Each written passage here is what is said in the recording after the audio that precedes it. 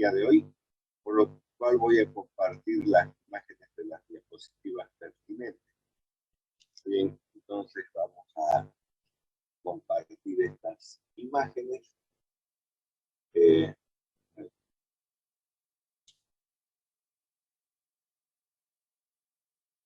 Bien, ya seguramente las pantallas de los celulares, tablets o computadoras tienen la imagen de los oxicam. Bueno, este grupo de fármacos es interesante porque dentro de, digamos, de la familia, comienza con el, digamos, con el peroxicam, que tiene una actividad similar a la aspirina, es decir, bloquea la ciclooxigenasa 1 y 2. Sin embargo, tiene un pariente que es el meloxicam, que tiene una mayor probabilidad de bloquear la ciclooxigenasa 2 y no la 1, que es la ciclooxigenasa constitutiva, como habíamos establecido en la pasada clase. Entonces vamos a empezar con este grupo llamado oxicam. Interesante, además porque se administra una sola vez al día. Bueno, a diferencia de otros AINES, son ácidos carboxílicos. Los oxicam son ácidos enólicos. En realidad, dice que no son ácidos carboxílicos, sino por el contrario, son ácidos enólicos que comenzaron a introducirse en terapéutica a finales de los 70 como AINE. Semi-vida larga que permiten una sola toma diaria, algo especialmente importante en el tratamiento inflamatorio y dolorosos crónicos. Bien, entonces aquí tenemos el piroxicam, que es el prototipo, digamos, del grupo. El meloxicam, que es el más interesante de todos. El tenoxicam, que tiene una actividad muy similar a lo que es el peroxicam. Bueno, los más utilizados son el piroxicam, cabeza del grupo, y el primero que fue introducido en la terapéutica, el tenoxicam y el meloxicam. Dentro de este grupo se encuentran asimismo diferentes fármacos de piroxicam, por ejemplo, el antiroxicam, el droxicam, el piroxicam y otros como el lornoxicam y el sinoxicam. Recuerden que cuando está hablando de profármacos del piroxicam, o sea, tanto el antiroxicam, el droxicam, el piroxicam, el lornoxicam y el sinoxicam se transforman en piroxicam porque son profármacos. Entonces eso es importante también tener presente. Por lo tanto, tiene importancia más el relato del piroxicam, tenoxicam y el meloxicam que los otros, porque los otros se van a transformar en piroxicam y al final de cuentas resulta la misma historia, digamos, en términos de la descripción farmacológica. Bueno, el piroxicam comparte las propiedades farmacológicas generales de los AINE, actividad antiinflamatoria, analgésica, sintética y antiagregante plaquetaria. Aquí tiene un envase de piroxicam, el cual está mostrando claramente en la cajita, que contiene 20 miligramos. O sea, se administra una sola dosis. Son más potentes porque se administran, digamos, en pocos miligramos, no como ocurría con la aspirina, 500 miligramos, 325, 100 miligramos, 20 miligramos. O también como el acetaminofeno, que ya hemos observado, cuya administración también oscila alrededor de 500 miligramos. Aquí son mucho más potentes, por lo tanto, se administran solo 20 miligramos y una sola vez al día. Eso es importante. Aquí tenemos la inhibición de la ciclooxigenasa, aunque no está muy bonita la diapositiva, pero podemos observar, ¿no es cierto?, que la actividad de los AINES sobre la ciclooxigenasa 1 llegan a provocar los efectos adversos del AINE, mientras que la actividad sobre la ciclooxigenasa 2, ¿no?, es inducida por los procesos inflamatorios. El efecto analgésico y antiinflamatorio de los AINES se ejerce cuando se inhibe esa ciclooxigenasa 2. Mecanismo de acción, además de inhibir la ciclooxigenasa por mecanismos no estrictamente relacionado con dicha acción, inhibe la quimiotaxis, liberación de enzimas lisosómicas y agregación de los neuropróteos y su capacidad generadora de aniones superóxidos, e inhibe la proteoglucanasa y la colagenasa en el cartílago, mecanismos que deben de contribuir a su eficacia como antiartrítico. Aunque vale la pena volver a decirlo, no es el mejor del grupo en términos del tratamiento antiartrítico, pero fue el primero que se creó. Bueno, aquí de nuevo tenemos cómo se produce la actividad de estos fármacos a partir de la membrana plaquetaria o de las membranas celulares. Se forma el ácido araquidónico, las ciclooxigenasas se transforman en endoperóxidos, que son la prostaglandina G2 y la prostaglandina H2, donde además tenemos la presencia de la prostaglandina D2, la E2 y la prostaglandina F2, además de la presencia del tromboxano A2, que es el que genera la adhesión plaquetaria para formar los tapones plaquetarios. Características farmacocinéticas: el piroxicam es completamente absorbido tras la administración oral, aunque como otros oxicamos sufre una importante recirculación enterohepática que condiciona una semivida prolongada alrededor de 50 horas, aunque con una gran variación también interindividual. Su tiempo máximo de 2 a 4 horas se une intensamente a las proteínas plasmáticas en el 99% y se distribuye al líquido sinovial, donde alcanza aproximadamente el 50% de la concentración plasmática. Se metaboliza intensamente, principalmente por hidroxilación y conjugación con el ácido glucurónico, llamado también glucurono conjugación, de tal forma que solo el 5 al 10% de una dosis se elimina por la orina, y ese sin metabolizar. La concentración en fase de equilibrio estacionario se alcanza entre 7 a 12 días. Las reacciones adversas, la incidencia de reacciones adversas puede alcanzar en un total, según alguna serie, hasta el 60% de los pacientes tras uso prolongado, por ejemplo, en el tratamiento de la osteoartritis o la artritis reumatoidea. Las reacciones adversas más frecuentes son las de localización gastrointestinal, hasta el 25%, siendo la incidencia de aparición de úlceras pépticas, perforaciones o hemorragias gastrointestinales solo en el 1.2% de los pacientes tratados con el piroxicam. Ocasionalmente puede causar síndrome similar a la enfermedad del sueño, con baja frecuencia, entre 1 a 3% puede producir alteraciones neurológicas, por ejemplo, sedación, somnolencia, mareo y cefaleas. Con frecuencia inferior al 1% pueden aparecer algunas otras reacciones adversas, como hemorragias nasales, exacerbación de una insuficiencia cardíaca congestiva, hipertensión, dermatitis alérgica, dermatitis atopiativa, síndrome de Stevens-Johnson o necrólisis epidérmica tóxica. Así también se conoce este síndrome. El riesgo es mayor que con la mayoría de los AINE en pacientes con alteraciones de la función. Debido a su elevada tasa de fijación a la proteína, debería utilizarse con precaución en pacientes tratados con anticoagulantes orales. Además, el piroxicam incluye la expresión renal de líquido con consecuencias clínicas importantes. Eso también habrá que tener en cuenta en los pacientes que tengan trastornos bipolares y que requieran el uso de los AINES. Aplicaciones terapéuticas: está indicado para el tratamiento sintomático agudo o crónico de la artritis reumatoidea y osteoartritis.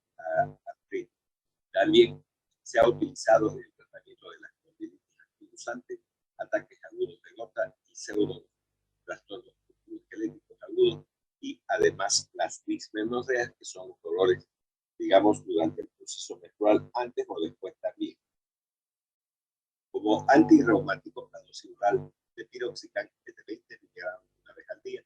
En ocasiones puede bastar una dosis de 10 miligramos o aumentar a 30 miligramos, con el consiguiente riesgo de que aumenten las reacciones adversas. Por vía rectal se puede utilizar a razón de 20 miligramos día en supositorio, dependiendo de obviamente la prescripción médica. En consonancia con su larga seguridad, la valoración de la eficacia de un tratamiento crónico con piroxicam no deberá establecerse antes de los 7 a 12 días. En tratamientos agudos, por ejemplo, la gota, se llegan a administrar 40 miligramos al día durante 3 a 4 días. En el tratamiento de la dismenorrea se utilizan 40 miligramos al día desde el comienzo de los síntomas y posteriormente 20 miligramos día si es necesario. Entonces aquí tenemos algunas, digamos, formas de aplicar el medicamento, pero si se trata de un problema artrítico, la valoración por parte del paciente, por parte del médico, que debe obligatoriamente recomendar el médico, es que recién los efectos antiinflamatorios a nivel de las articulaciones se van a hacer notables después de los 7 días de tratamiento a 12 días de tratamiento.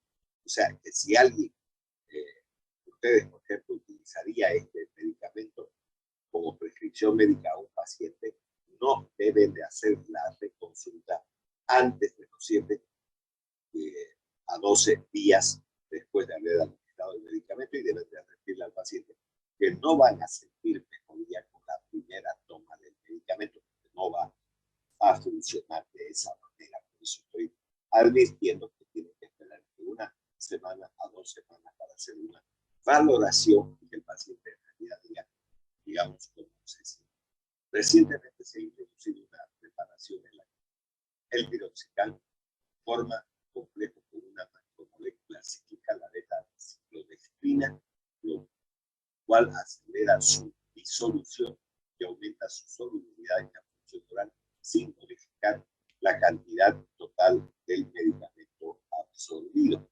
Previamente a la absorción, el complejo se disocia, comportándose cinéticamente el piroxicam liberado por el del preparado plástico. La única ventaja de esta preparación es la de producir una analgesia mucho más rápida. Por lo demás, deberá usarse con las mismas precauciones que la formulación estándar, y ya que no se ha demostrado fehacientemente que sea menos gastrolesiva que tratamientos prolongados, que normalmente se requieren para poder tener buenos resultados con respecto a la artritis reumatoide. Ahora tenemos el piroxicam, que es muy parecido al piroxicam. Es un fármaco estructuralmente relacionado con el piroxicam, con el cual comparte características farmacológicas como analgésico, antiinflamatorio, es tan eficaz y potente como el piroxicam, el diclofenaco y la indometacina. No es eficaz como antitérmico y de hecho no se utiliza para este propósito. Hasta ahora el mejor medicamento para una actividad antitérmica sigue siendo el paracetamol en estos casos. Su perfil farmacocinético se caracteriza por completa absorción por vía oral, elevada fijación a las proteínas más del 98.5%, bajo volumen de distribución, eficiente penetración en el líquido sinovial, ¿no? Entre un 40 a 50% de las concentraciones plasmáticas, y la semivida de eliminación es muy larga, de 60 a 75 horas. Es importante también tener presente las concentraciones sobre el líquido sinovial. Recuerden que las articulaciones carecen de vasos sanguíneos y se nutren o, en todo caso, cuando se trata de medicar para problemas articulares, las concentraciones que se obtengan en el líquido sinovial son importantes para obtener un adecuado tratamiento. Muy bien, eso también habrá que tener presente. Su tiempo máximo se ve afectado por la existencia de alimentos de 1 a 2,6 horas en ayunas y de 4 a 6 horas con alimentos. Su biodisponibilidad rectal es del 80% con respecto a la hora. Se metaboliza completamente en el hígado, eliminándose sus metabolitos glucuronizados por la orina y por las heces. Por la administración de una sola dosis diaria, las concentraciones plasmáticas estables tardan en alcanzar de 10 a 15 días. Continuamos. Su perfil de toxicidad es similar al de piroxicam, aunque algunos estudios han destacado mejor frecuencia de reacciones adversas. Se ha utilizado en el tratamiento sintomático sintomático de la artritis reumatoidea, osteoartritis, espondilitis anquilosante y diversos procesos dolorosos no articulares, por ejemplo, bursitis, tendinitis ciática, etc. Entonces, como ustedes pueden observar hasta ahorita, tienen bastante similar actividad que el piroxicam. También puede ser eficaz en la gota aguda y lesiones del tejido blando. El tenoxicam se utiliza en los procesos reumáticos y articulares en dosis única diaria de 20 miligramos, aunque a veces es suficiente una dosis de mantenimiento de 10 miligramos día en tratamiento prolongado. En ataques agudos de artritis nodosa se recomienda comenzar con 40 miligramos día durante 2 días, seguidos de 20 miligramos día durante 5 días. Bien, ahora sí, el meloxicam, este sí hace diferencia con los otros anteriores, pertenece también a la misma familia de meloxicam. Representa la aportación más reciente y novedosa del grupo de meloxicam. El meloxicam se distingue por inhibir preferentemente la ciclooxigenasa 2 frente a la ciclooxigenasa 1. Miren lo que dice ahí, que la actividad del meloxicam es preferentemente sobre la ciclooxigenasa 2. ¿Y por qué es importante tener presente? Porque la ciclooxigenasa 2 es una enzima que aumenta su concentración en los procesos inflamatorios. En cambio, la ciclooxigenasa 1 es constitutiva, por lo que participa en los procesos fisiológicos y no debería de afectársela. Y también tanto por su actividad ciclooxigenásica como por la peroxidásica, lo cual confiere una ventaja sobre los anteriores. Es decir, esta actividad de ciclooxigenásica y peroxidásica se realizan a nivel de las articulaciones, por eso tienen una eficacia mucho mayor que los pacientes que tienen, digamos, artritis reumatoidea y osteoartritis acompañada de una mejor tolerancia gastrointestinal también.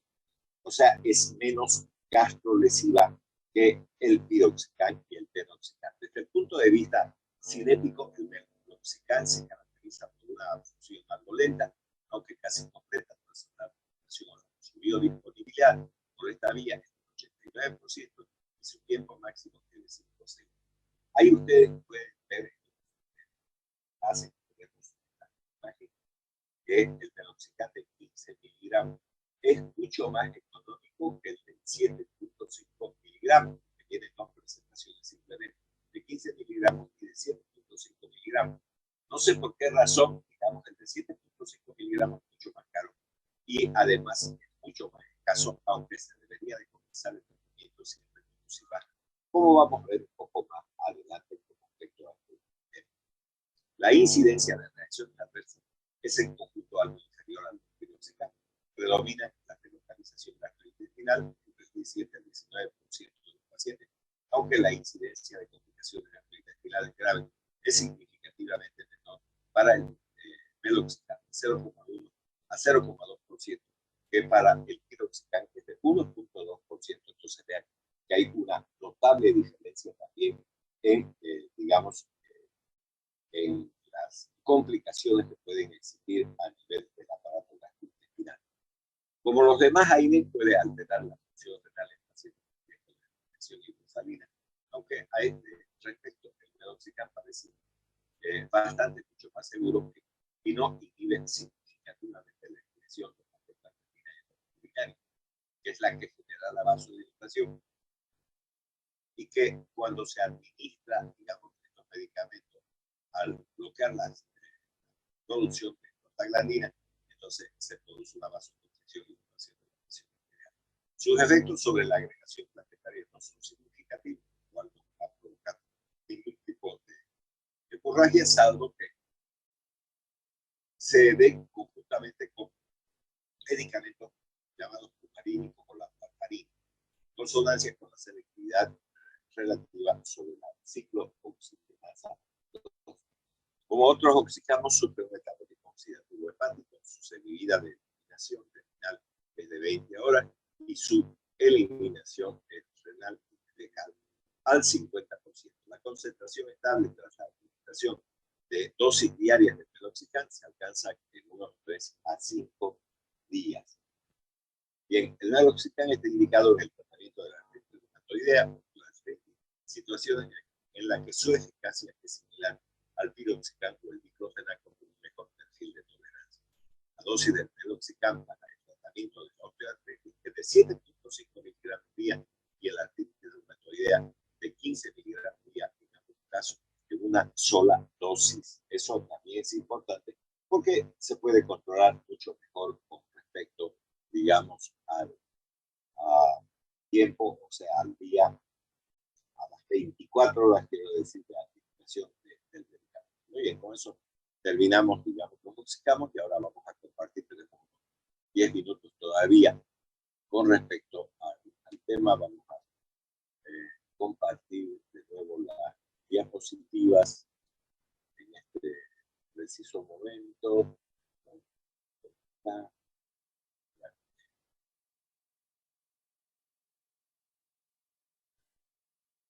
Bien, vamos a compartir otras imágenes entonces. Ya, ahora vamos a ver estos inhibidores de la ciclooxigenasa 2. Entonces agrandamos ya la pantalla para que ustedes puedan tener una mejor visibilidad con respecto a las diapositivas que estamos exponiendo el día de hoy. Bueno, los AINES con selectividad por la ciclooxigenasa 2 serían los mejores medicamentos para el tratamiento y tratamientos obviamente prolongados sobre la artritis, pero en el transcurso de la clase vamos a ver que no son tan importantes sus aportes con respecto a la artritis reumatoidea, porque si bien es cierto, tienen una mejor disponibilidad, incluso, de hecho, no van a producir úlceras gastroduodenales, pero sí la gente se muere por problemas cardiovasculares, sobre todo, digamos, relacionados con la formación de los trombos. Ahí va a existir un desequilibrio que si podemos, vamos a poderlo explicar también un poco respecto a este punto. Recuerden que las plaquetas necesitan obligatoriamente de transportadores para formar una plaqueta, y aquí hay un... Buenas noches, doctor. Disculpe, no se le escucha muy bien. Ya, voy a aumentar el volumen. Un segundito entonces. Bueno, no sé si ya me escuchan, ya he aumentado el volumen, es lo mejor que puedo hacer, ya lo demás. Ahora sí, doctor, gracias. ¿Me escucha bien, doctor? Bueno, muy bien. Perfecto, entonces estaba diciendo que estos medicamentos, pese a que parecerían ser mejores, pero provocan muchos problemas cardiovasculares, sobre todo referente a las plaquetas, debido a que existe un desequilibrio al tener un bloqueo parcializado sobre la ciclooxigenasa. Podrán ser mejores para el tratamiento de la artritis, pero la gente termina muriendo por problemas cardiovasculares, como vamos a ver. Incluso muchos de estos medicamentos se han retirado del comercio por esa razón. Entonces, dentro de este grupo denominados COPSIP, así se denominan, está el Celecopsip, Rofecopsip, como Valdecopsip, Lumiracopsip, Etoricopsip y el Parecopsip, como pueden ver ustedes. Pero en el transcurso del relato vamos a ver cómo se han ido eliminando los medicamentos, porque obviamente han causado demasiadas muertes con respecto al aparato cardiovascular por el desequilibrio que existe en la actividad de estos medicamentos sobre la ciclooxigenasa. Bueno, las presentes diapositivas se ocupan de fármacos que fueron obtenidos especialmente para facilitar la inhibición de la ciclooxigenasa 2, o sea, de ser mucho más específicos para bloquear la ciclooxigenasa 2, que es inducida por los procesos inflamatorios. Y la clase inicial, digamos, la clase inicial fueron los copsímicos, como se los denomina. Algunos fármacos antiguos, como la nimesulida, no se comercializa en los Estados Unidos. El diclofenaco y el meloxicam que acabamos de mencionar, que es un oxicamo, pero que no tiene una actividad exclusiva sobre la ciclooxigenasa 2, sino que la tiene mucho mejor que su actividad contra la ciclooxigenasa 1, y por eso resulta mejor que estos mismos medicamentos, porque no genera un desequilibrio en el interior interior del organismo humano y por lo tanto el meloxicam no provoca tantos problemas cardíacos como lo hacen estos medicamentos. Entonces presenta selectividad relativa por la cicloxicam. Me estoy refiriendo a la nimesulida, diclofenaco, meloxicam, entonces tienen una selectividad relativa sobre la ciclooxigenasa 2, no como estos que son, digamos, prácticamente selectivos para la ciclooxigenasa 2. Muy bien, aquí también tenemos una imagen no muy buena para que ustedes puedan ver, pero en líneas generales los lípidos membranales que forman el ácido araquidónico gracias a la presencia de la fosfolipasa 2, entonces van a provocar, digamos, también que este ácido araquidónico por la presencia de la ciclooxigenasa 1 y la ciclooxigenasa 2, ¿no?, se transformen en prostaglandinas, prostaciclinas, tromboxano A2 y obviamente cumplan las funciones fisiológicas o no durante la vida del ser humano. Obviamente que si hay procesos inflamatorios, la ciclooxigenasa 2 es la que más se eleva y por lo tanto provoca toda una gama de movimientos inflamatorios, desde la vasodilatación, si se quiere, hasta la migración de diferentes elementos por medio de la sangre para defender al organismo de la inflamación. Bueno, la selectividad es similar al del inhibidor específico de la ciclooxigenasa 2 aprobado originalmente, que es el Celecoxib. Esto fue estudiado por Brun-Hinz el 2004 y Fitzgerald y Patrono el 2001. Aquí tenemos la presencia del Celecoxib, que fue uno de los primeros Coxib estudiados. Bien, ahora vamos a ver la farmacocinética. Gran parte de los Coxib tienen amplia distribución en todo el cuerpo. El Celecoxib es particularmente lipófilo, de modo que se acumula en la grasa y es transportado fácilmente al sistema nervioso central. El Lumiracoxib es mucho más ácido que su congénere, por lo que puede facilitar su acumulación en sitios de inflamación. A pesar de estas diferencias sutiles, todos los Coxib logran suficiente concentración en el encéfalo, que es otro de los grandes problemas que tienen estos medicamentos también. Ya hablé en alguna oportunidad que durante el embarazo las mujeres no deben de administrarse estos medicamentos. No estoy hablando de una tableta. Si alguien tiene fiebre, tomará un paracetamol, una tabacina, no hay problema. Pero si hacen este tratamiento, digamos, durante más de una semana, entonces van a ejercer tremendos problemas al inhibir la ciclooxigenasa 2 cerebral de los niños, donde al parecer, con los estudios que se han realizado, entonces tienen una menor capacidad de rendimiento intelectual. Entonces, no arruinen a sus niños. Ya, para ejercer un efecto analgésico central y disminuir la concentración de las prostaglandinas en las articulaciones inflamadas, todos se absorben satisfactoriamente, pero en el caso del Lumiracoxib, Etoricoxib, las concentraciones máximas se alcanzan aproximadamente en 1 hora después del consumo del medicamento, en comparación con 2 a 4 horas de los demás agentes. Todos los Coxib se ligan extensamente a las proteínas inflamatorias, pero lo hacen los demás aires en un 90%, el Etoricoxib y el Rofecoxib, y además entre el 97 al 99%. Las cifras publicadas de semivida de estos fármacos son variables entre 2 a 6 horas en el caso del Lumiracoxib, de 6 a 12 horas con el Celecoxib y el Valdecoxib. Entonces hay de 15 a 18 horas con el Rofecoxib y de 20 a 26 horas con el Etoricoxib. Sin embargo, las concentraciones plasmáticas máximas del Lumiracoxib rebasaron considerablemente las necesarias para inhibir la ciclooxigenasa 2, la cual surgió que la semivida farmacodinámica era extensa. No se han publicado muchos datos que liguen los aspectos farmacocinéticos con los farmacodinámicos de ninguno de los Coxib. Del mismo modo, es escasa la información sobre las variaciones inter e intraindividuales en respuesta a cada fármaco que son, digamos, consideradas.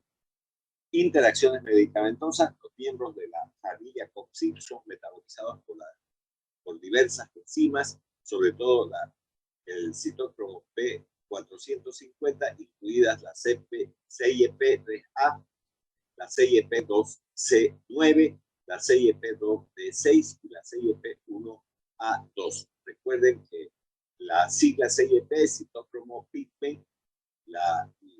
El primer número es la familia, que puede ser la 3, que puede ser la 1, puede ser la 2, después la C, la letra que sigue. Entonces,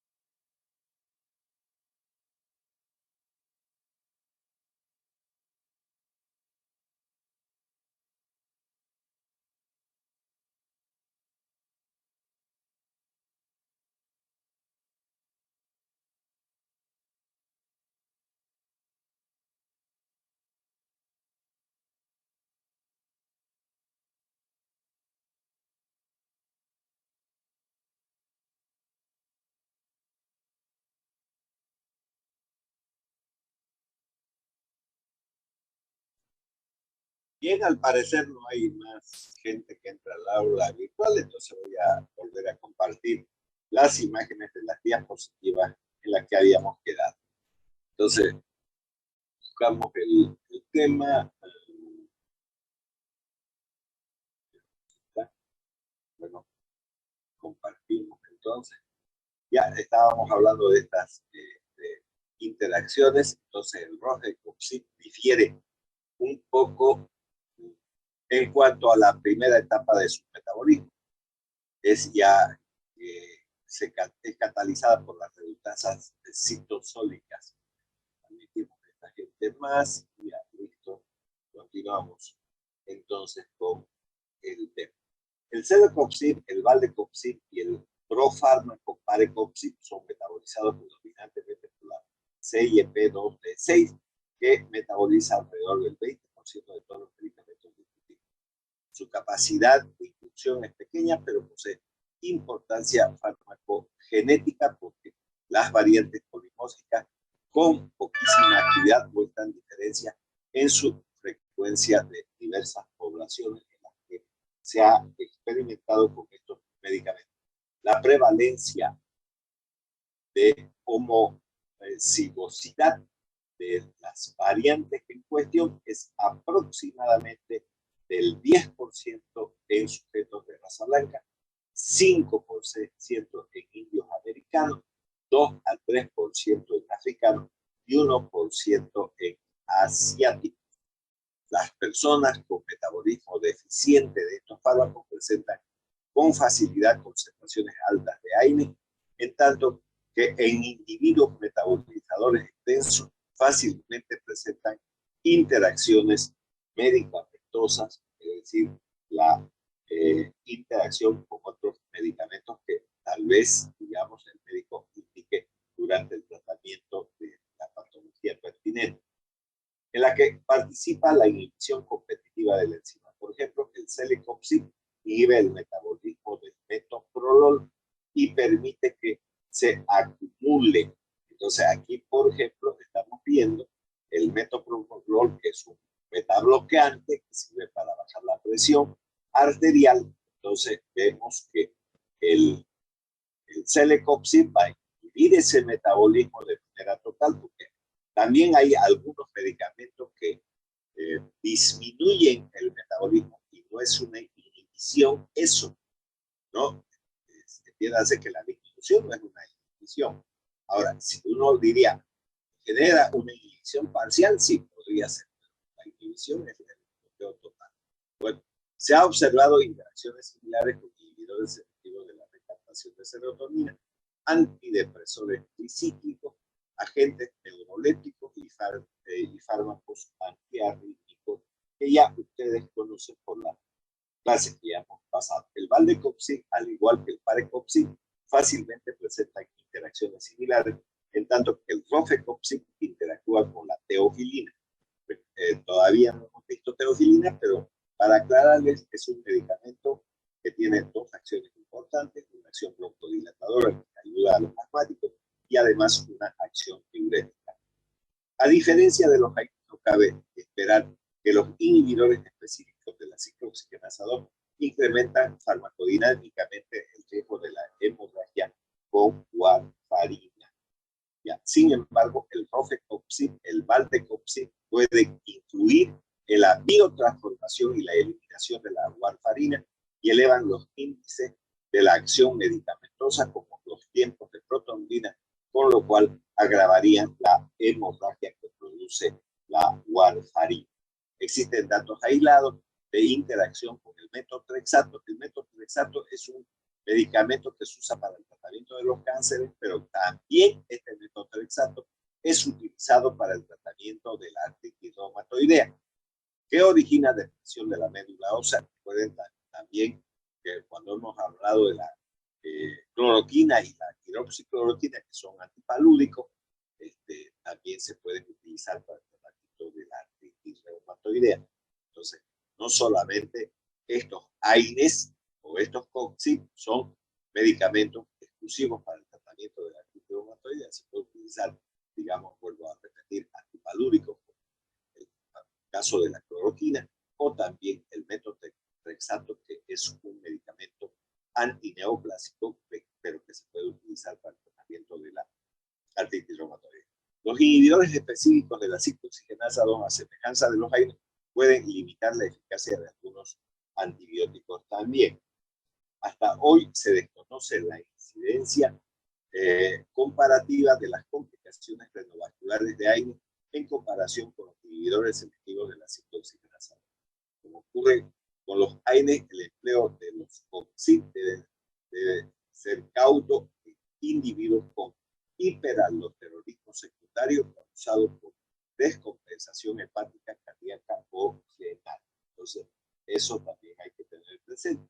Bueno, los usos clínicos, los primeros inhibidores de la ciclooxigenasa 2, como el celecoxib, rofecoxib, valdecoxib, obtuvieron la aprobación de la Administración de Drogas y Alimentos de los Estados Unidos con base a un perfil superior de los efectos adversos en endoscopía gastrointestinal en comparación con los analgésicos antipiréticos no esteroideos. Tras su aprobación, se realizaron estudios de resultados clínicos en los que se compararon los AINES con celecoxib y rofecoxib. Solo uno de estos estudios, llamado ICOR, el estudio así se llama, señaló una diferencia de alcance clínico en los resultados de las vías intestinales. Disminuyeron en un 4% con el fármaco de comparación, fue el naproxeno, y hasta un 2% con el rofecoxib. Es decir, este estudio ha establecido una comparación en el tratamiento con naproxeno, por ejemplo, ¿no?, versus estos medicamentos llamados COXIP, sobre todo con el celecoxib y el rofecoxib. La publicación del conjunto completo de datos del estudio CLASS, que es otro estudio, no detectó diferencias entre el celecoxib y fármacos de referencia, por ejemplo, el ibuprofeno o el diclofenaco, y ese estudio fue realizado en junio del 2002. Según investigaciones de 3 CONCIP aprobados por la Administración de Drogas y Alimentos de los Estados Unidos, producen el alivio consecutivo a la extracción de piezas dentarias y brindan alivio a la inflamación en la osteoartritis y la artritis reumatoidea dependiente de la dosis. También se ha aprobado el celecoxib para la quimioprevención de poliposis coli, sin embargo, con la poliposis del colon, ¿no? Sin embargo, los datos de un estudio el que los testigos recibieron placebo señalaron un ligero incremento, digamos, de esta actividad. En el número de infartos de miocardio y accidentes cerebrovasculares, que dependió también de la dosis.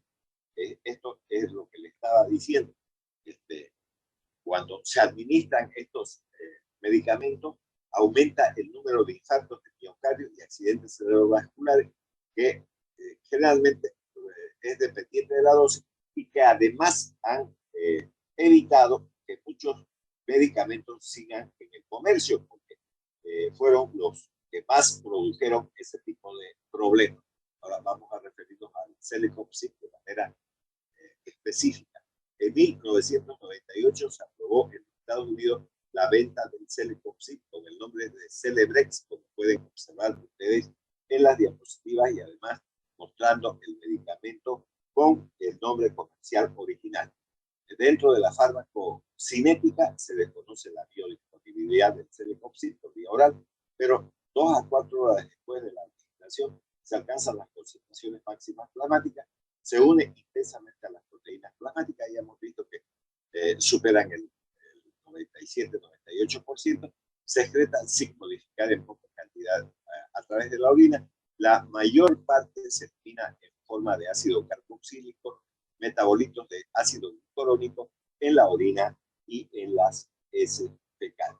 La semivida de eliminación es de unas 11 horas. Se debe administrar el fármaco 1 a 2 veces al día en tratamientos prolongados. La disfunción renal conlleva a cierto decremento, pero intrascendente. Las concentraciones máximas plasmáticas aumentan en aproximadamente de 40 a 180% en difusión leve o moderada del hígado. No se ha estudiado en personas con disfunción renal grave el medicamento en cuestión. Se debe disminuir también la dosis en personas con insuficiencia hepática moderada hasta un 50% de la dosis. Se sabe de interacciones farmacológicas con el fluconazol, el antimicótico, y el litio que hemos visto en digamos, la parte de la farmacología de psiquiatría.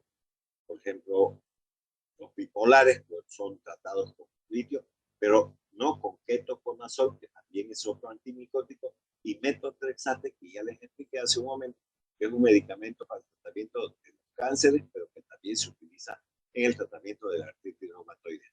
Se metaboliza predominantemente por la CYP2C9, es un inhibidor de la CYP2D6. Se debe realizar vigilancia clínica en individuos que reciben medicamentos que se metabolizan por la isoenzima CYP2C9. Eso también es importante tener presente. Bueno, propiedades farmacológicas. El celecoxib puede provocar inhibición de las prostaglandinas en los riñones, hipertensión y edema. Por esta razón puede provocar hipertensión, trombosis, aterogénesis acelerada. Se recomienda por esta razón no usar celecoxib en individuos propensos a presentar enfermedades cardiovasculares o cerebrovasculares, porque ya les mencioné que ese desequilibrio en la actividad sobre la ciclooxigenasa provoca problemas cardiovasculares de infarto y accidentes cerebrovasculares importantes, y que muchos de los medicamentos que pertenecían a este grupo han sido retirados por esa causa. Ya uso los inhibidores selectivos de la ciclooxigenasa 2 no interactúan para evitar el efecto antiplaquetario de la aspirina. No existen estudios sobre el uso en personas alérgicas al ácido acetilsalicílico. Es útil para tratar la osteoartritis y la artritis reumatoidea. La dosis recomendada para la primera es de 200 miligramos en una sola dosis o de 100 miligramos en dos dosis. Para la segunda es de 100 a 200 miligramos 2 veces por día. Ya, el Valdecoxib ahora. El Valdecoxib vino con el nombre comercial de Dextra, ¿no? Se absorbe con rapidez entre 1 a 2 horas. El alimento retrasa las concentraciones máximas séricas. En el hígado se metaboliza extensamente por las enzimas del citocromo 3A4 y el citocromo 2C9 y por glucuronidación que no depende de los citocromos. El Valdecoxib, el último medicamento, aquí tiene también, digamos, algunas presentaciones del Valdecoxib. Entonces, el Valdecoxib es un inhibidor débil de la CYP2C9, está escrito ahí Valdecoxib, dice es Valdecoxib, que quede claro, ya, y un inhibidor débil o moderado de la CYP2C19. La administración simultánea de Valdecoxib, ahí está mejor escrito, inhibidores conocidos de la CYP3A4 y CYP2C9 como el fluconazol, ketoconazol, incrementan los niveles plasmáticos del Valdecoxib y aumentan los efectos de la warfarina. Vamos a corregir este problema ahorita porque no está bueno que eso ocurra.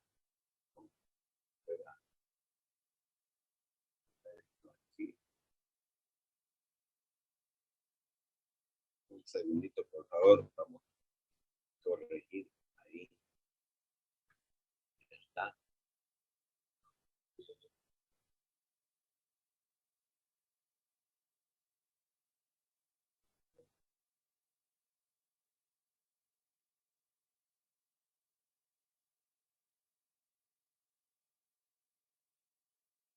Bueno, ya está corregida la ortografía ahí, ¿no? Porque es Valdecoxib, entonces para que no haya problemas con respecto a ese punto, voy a agrandar la diapositiva y ya está.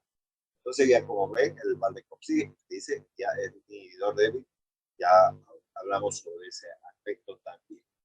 También se ha documentado interacciones con el diazepam, la glibenclamida, ¿no? La norepinefrina, el etinilestradiol, el omeprazol y el dextrometorfano.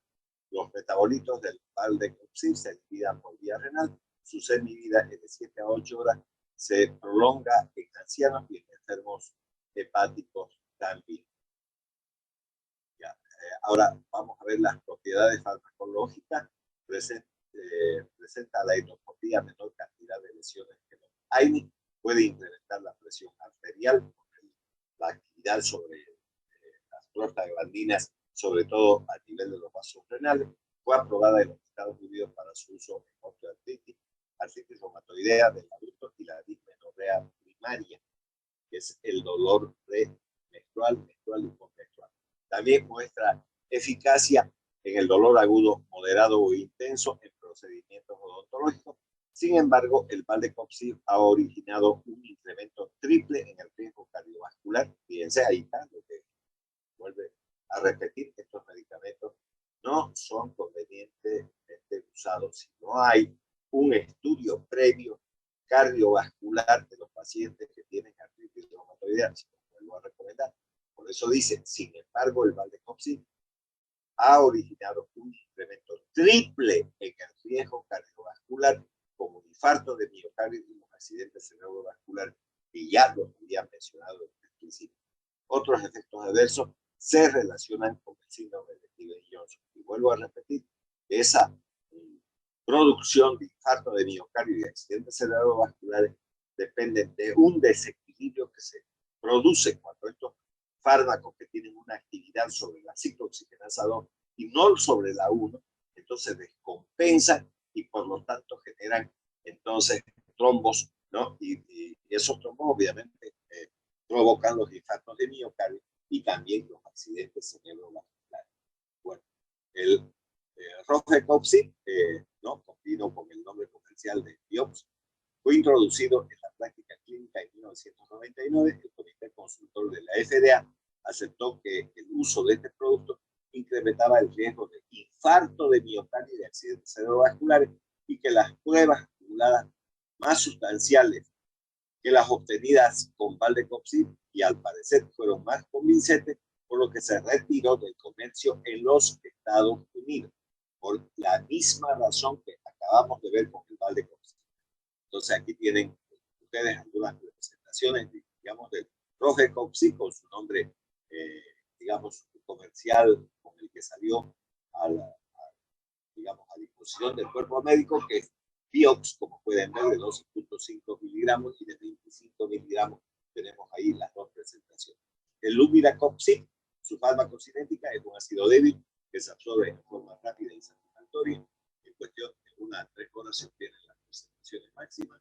Su semivida en el líquido sinovial es más prolongada que en el plasma, 24 horas después de administrar una dosis. Origina una sustancial inhibición de la ciclooxigenasa 2.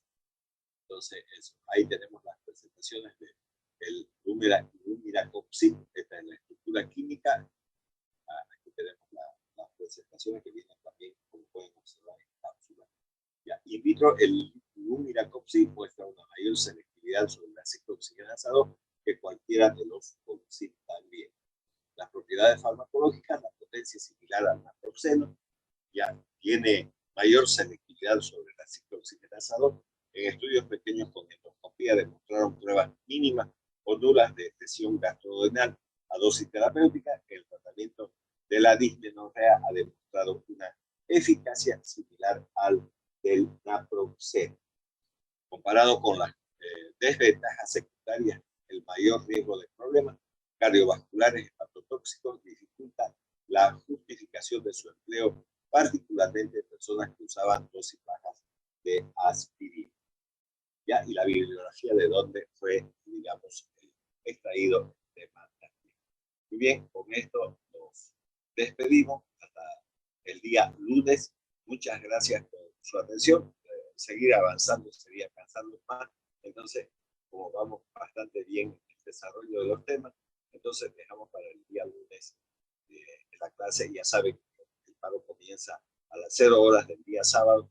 Todas las clases se convertirán luego en virtuales, incluyendo la actividad práctica, es decir, las exposiciones, hasta que se suspenda el paro. Muchas gracias por su atención. Hasta el lunes, entonces. Gracias, doctora. Hasta luego.